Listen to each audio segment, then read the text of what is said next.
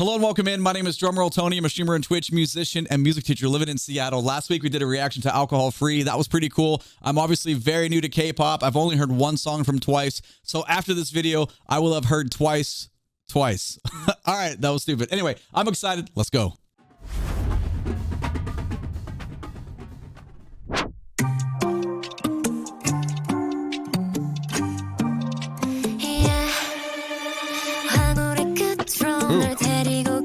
Nice groove.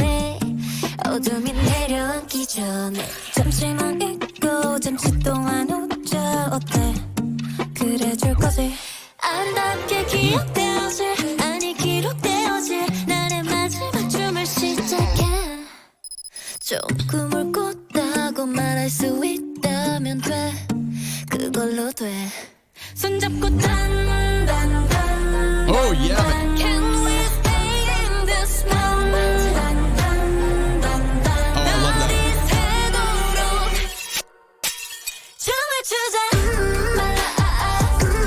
Okay, cool. We'll get to that bridge drop. That sounds nice and groovy. Let's talk about the first like 47 seconds. Man, I like this one. This is a very cool one. I was confused at first because it's called Last Waltz, and a waltz is in 3. It's in 3/4. It's in triple time. I mean, traditionally a waltz is a dance, so like whatever. But this groove is in 4, but we did get that one little section that was in 3, and they did some cool thing with dissonances. It's very musical. We'll get to that in a second, but I like this one quite a bit. The first reason is this right here. How chill is that, man? The tempo, the BPM, it's slow, it's soothing. It kind of sounds like a Polyphia song with the intro and just how the synth sounds and his melodies are off, like they're like distant and just flowing. It's just groovy, man. The synth parts are cool. It feels like keyboard stuff, but it almost has like a palm muted guitar effect going on. Yeah, man.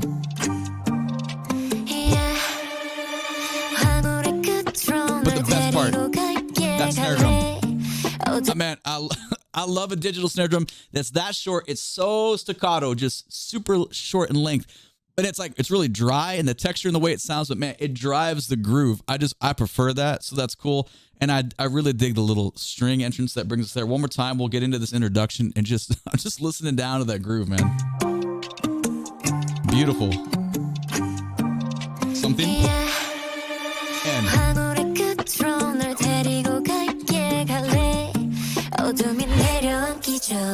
And how clever is that? The little harmony section there, and then these little intricacies of like high-pitched sounds, like camera sounds, breaking glass, just like little stuff like that add to me for the headphone experience. I don't know if you're on the phone, you know how much you can, or like TV, but when it's like intimate like that, earbuds, it's that little stuff. Like this might sound corny, but like little sound effects like that, in my opinion, add a lot to the listening experience and make it more enjoyable. But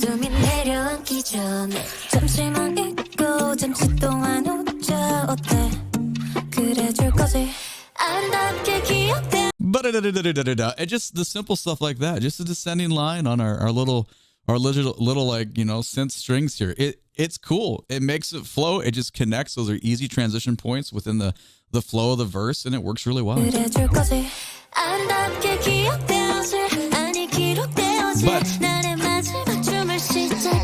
listen to just the little hi-hat stuff. We didn't have these. Those are like kind of like the bright moments I was talking about. Like obviously a hi-hat is not like a breaking glass sound. That's like way different. But this was not present in the first part of the verse. So just adding something as simple as that in makes it just drive forward a little bit more, if that makes sense. Take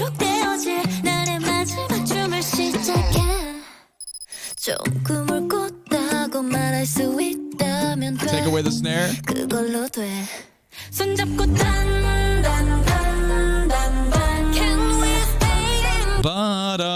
But there's like some dissonance on this descending line here. This is cool. I don't know why that hits so good, man. It hits so well, because normally you're kind of breaking rules there, like of how like notes clash together, and everything's been so tonal, it's been so consonant, meaning there has been really no dissonance whatsoever. And then we get such a prominent loud one happening. It kind of jolts you out of the seat, but I like it. I love it. It's obviously so purposeful, and it works really well to just kind of give you a different texture in the environment. And this is also the spot where it does go to triple time for a moment, because we're going 1, 2, 3, 1, 2, 3, compared to everything else being 1, 2, 3, 4. So it's like it kind of lines up with the last waltz. No, I don't know. We're only 47 seconds in. The song is 250. I don't know how much of these ideas repeat. If there's theme and variation, we'll find out. But let's keep going here as we get into the drop of the chorus.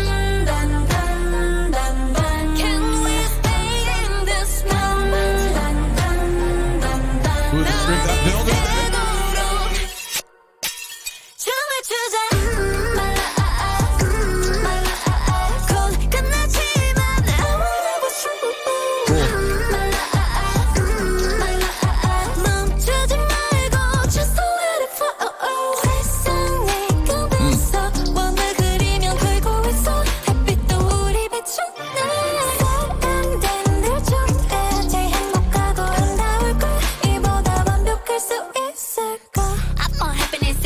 Very clever written melody in the chorus there. Lots of really gorgeous harmonies stacked on top of each other. Let's go back and check that part out again, and we can talk about what is similar in the chorus to the verse and what's different. Sorry, I'm trying to line this up correctly. 47 seconds. Here we go.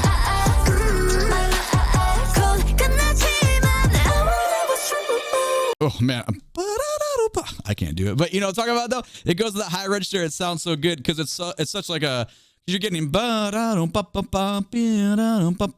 then suddenly we jump up into the stratosphere there, and it's good. It's good contour, like meaning if you're like you're representing the melody, like how it would look like on the sheet music. It's good. It's nice that it's not so flowy in one spot. That's one part. Like sometimes, you know, when you get like pop related, like, you know, tunes and we don't get a lot of variety within the melody. At least we're getting that here. There's like some nice contour going on. We'll do it one more time. We'll keep going.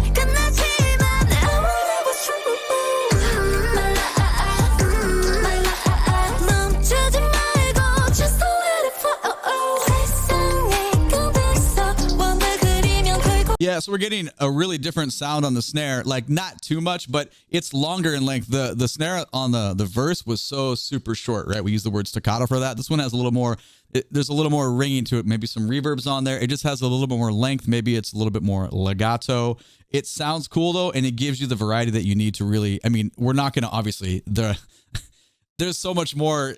The reason the chorus sounds like the chorus is not because of the snare drum. I wasn't trying to say that or anything, but little details like that, maybe you just don't pick up on them as at first, but they help add variety to differences between what's going on between verse and chorus.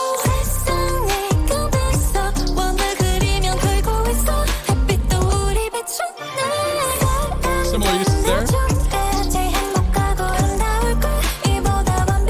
Now the progression is pretty much the same. The use of the arpeggios with our, whether we're feeling that as like a palm muted kind of like guitar with effects, or it's most likely just, you know, it's just keyed into a DAW and everything.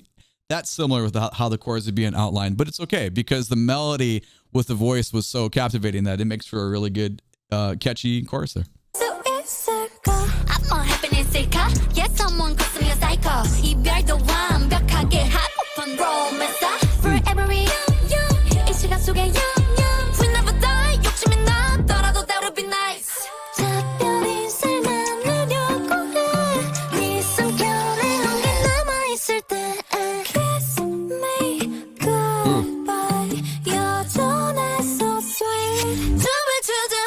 Yeah, man. Okay, I appreciate this little the flow of this section. It was really cool. The variety in rhythm use that we have, because you know, to kind of just depart a little bit to kind of a hip hop delivery over this, and we get lots of like that is like a very commonly used way to deliver the difference, like how we're cultivating that.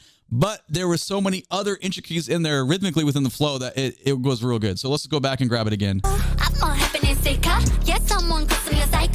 The first thing you notice, harmony, harmony. So that it's just nice. Right away, you're getting a thicker sound within the layers. I just appreciate that.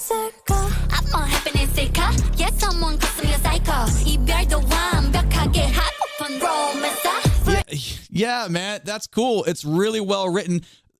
Sorry, what I'm trying to say is there's a lot of things to talk about, right? And I'm not trying to stop 8 million times and point them all out. But for me, the highlights, it's the delivery on the rhythmic side of that, and then the way it's cultivated to give you those call and responses with how the harmonies are on that. So remember, you could take all those things away and it would still be catchy and cool. But the fact that they exist here, they are kind of a process, like super like pitch corrected sound in there. So the chords are super just modern with the way the voices are sounding, but it's okay because of how cool and catchy the rhythm with the design is. If that makes sense. Right here. Yeah, man.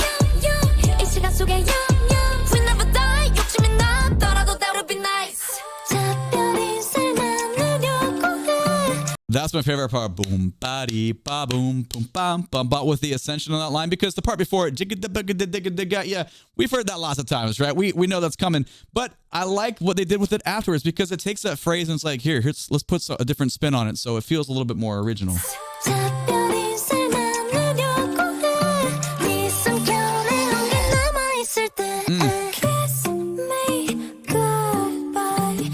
And way to take that out, we have all these ideas. Do body da da boo ba ba ba to ba ba ba. It's really great shaping within the texture of the phrase. I'm gonna sorry, I'm kind of nerding out, but I really dig it, you know.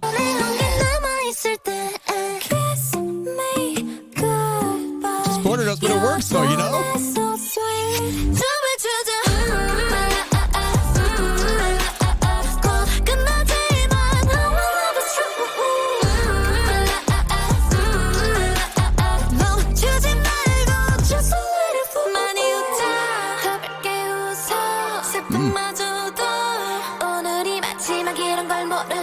Nice.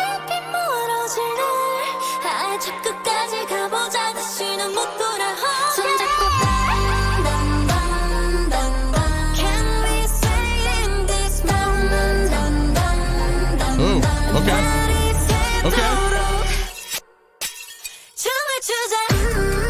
I like the bridge quite a bit because we took away the groove. We had some different style in the chord there, and then we bring back the which I think is the coolest part, is the part that goes to 3. And I already talked about it. It's that little sample of dissonance that is in such contrast to everything else. You can't help but, for me, that's the main takeaway. That might not be the main takeaway for you, but for me, it definitely is. All right. It feels like we're about to drop into another chorus here. Let's go back a couple seconds and we'll let it take it out.